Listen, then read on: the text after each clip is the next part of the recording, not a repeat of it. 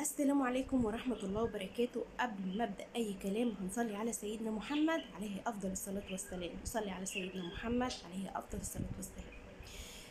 الدنيا مقلوبة على محمد فؤاد. الفنان محمد فؤاد، الناس اللي ما تعرفهوش ممكن تعمل سيرج عنه وتعرف مين هو محمد فؤاد. محمد فؤاد ابتدت الحكاية بتاعته إن هو ليه أخ جاتله جلطة في المخ، وزي أي حد بتحصل عندنا في مصر لما بتحصل حالة مرضية شديدة زي كده، أول حاجة بنجري عليها بناخد ديلنا في سناننا ونروح الطوارئ، أقرب طوارئ لينا في أي بلد.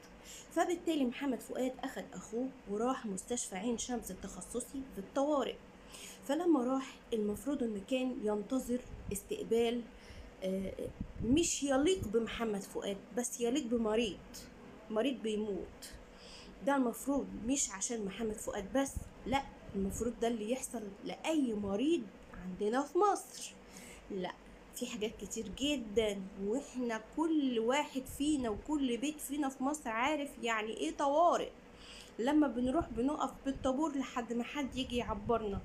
طيب ازاي محمد فؤاد يشتم ويكسر ويبهدل ويضرب، ومحمد فؤاد بلطجي، ومحمد فؤاد؟ انا مش جايه عشان ادافع على محمد فؤاد، انا جايه اتكلم اللي ليا واللي عليا.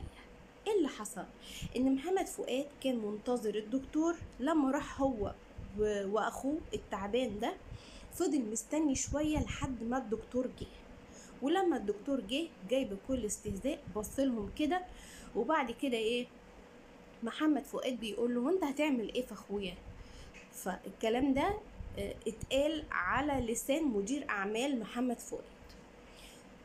فالدكتور بص لهم باستهزاء وقال للامن، قال لهم نادوا الامن يطلعوا الانسان ده بره او الكائن ده، حاجه زي كده. محمد فؤاد لو انتوا شفتوه في الخناقه بتاعه الدكتور هتلاقوه انسان طبيعي، لابس الطاقية ووشه باين عليه الكبر والسن والتعب والارهاق.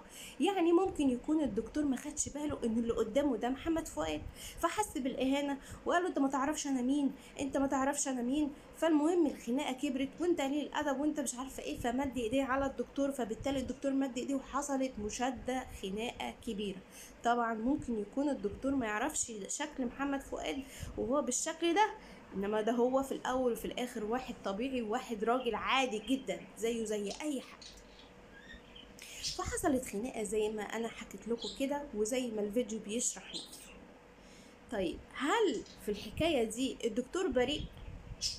المفروض حتى لو انتوا في دول العالم الاوروبي اللي كل الناس بتقولوا ارتقوا بيها، لما دكتور يشوف مريض او يشوف حالة الناس اللي حواليه بيقابلهم بابتسامة، حتى لو بابتسامة مصطنعة، مش يقابلهم باستهتار وباستهزاء.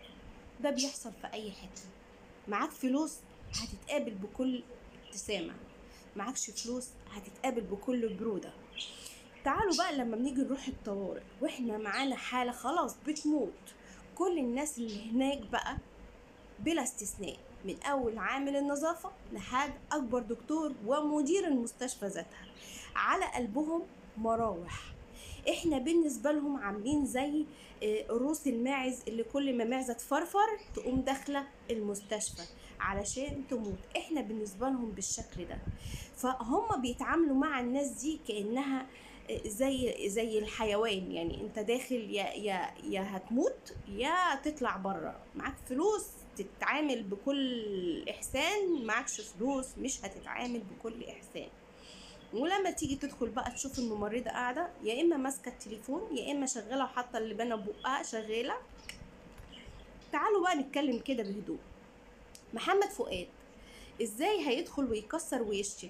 يعني لو قابله الدكتور من البداية وشاف حالة المريض وقال له كلمتين طب حضرتك اتفضل واحنا هنعمل اللازم، هل هو كان هيكسر ويشتم ويعمل ويسوي والامور هتتصاعد؟